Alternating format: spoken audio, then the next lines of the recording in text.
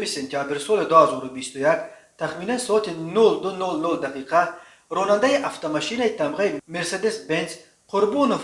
تیمور کومیلوویچ سال تولدش 1992 ساکن جماعت دهات 20 سالگی استقلال نویه قبادیان هنگام حرکت از سمت نویه شهرتوز به سمت نویه دوستی در حدود دهه باباجان غفوروف از عهده اداره واسطه نقلیات نبرآمده به قسم قفای автомашинаи بارکش تمغه شکمن که براننده حسینوف محمد علی امینوویچ سال تولدش 1981 ساکن شهر وحدت تعلق دارد برخورد است. در نتیجه مسافر داخل автомашинаи تمغه مرسدس بنز محمد علی و منظوره مظفرونا سال تولدش 1986 ساکن نویه شهرتوز جراحت وزن جسمانی برداشته در جای حادثه به هلاکت رسیده است و دیگر مسافر داخل автомашинаи مذکور سیون و مفتونه مظفرونا سال تولدش 1988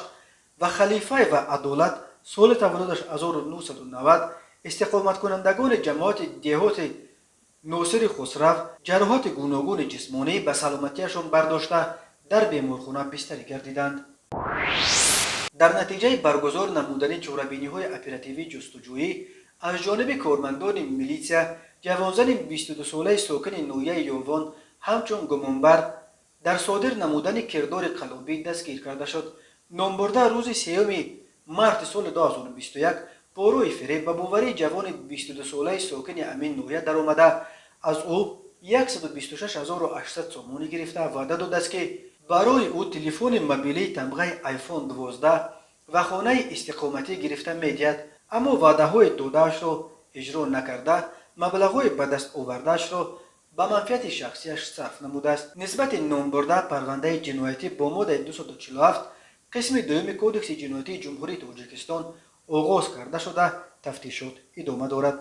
همین طریق هنگام گذراندن چاره‌بینی‌های اپراتیوی جستجویی از جانب کارمندان میلیسیا زن 46 ساله ساکن شهر خوجند که پیش با ماده 247 قسم 4 کودکس جنایتی جمهوری تاجیکستان صادر شده است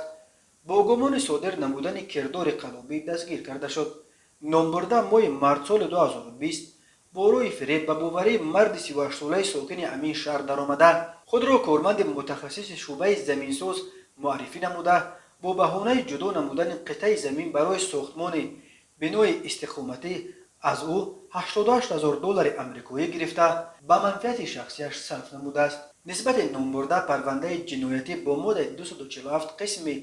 2 کودکس جنایتی جمهوری تاجیکستان آغاز کرده شده تفتیشات ادامه دارد. در نتیجه برگزار نمودن چاره‌بینی‌های اپراتیوی جستجویی از جانب کارمندان میلیسیا مرد 39 ساله ساکن نویه فردوسی سابق راننده شرکت تجیرو همچون گمانبر در صادر نمودن کردار قلابی دستگیر کرده شد. نامبرده روز 11 اکتبر سال 2019 با روی فریب به باوری نظارتچی شرکت تجیرو مرد 37 ساله ساکن نویه رودکی در آمده از انبار این شرکت محصولات آذوقه‌واری را در حجم 331,604 سومانی گرفته به نقطه سودا تقسیم کرده مبلغ‌ها را نسپاریده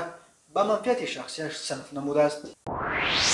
هنگام گذراندن چاره‌بینی‌های اپراتیوی جستجویی از جانب کارمندان میلیسیا جوان 25 ساله ساکن شهر کانه‌بادام با گمان صادر نمودن جنایت دزدی دستگیر کرده شد. نامبرده روز 21 سپتامبر سال 2021 تخمیناً ساعت 19:00 با روی پنهانی از تگ غلاف تلفن موبیلی تمغه سامسونگ A32 که به زن 28 ساله ساکن شهر مذکور تعلق دارد $300 آمریکایی را دزدیده از جای حادثه غیب زده است. نسبت نامبرده پرونده جنایتی با ماده 244 قسم 2 کودکس جنایتی جمهوری تاجیکستان آغاز کرده شده تفتیشات ادامه دارد. به شعبه وزارت کارهای داخلی دوی در نویه سینای شهر دوشنبه با عریضه جوان 23 ساله ساکن پایتخت مراجعت نموده است که شب 14 به 15 سپتامبر سال 2021 شخص نامعلوم با روی پنهانی از نقطه شستشوی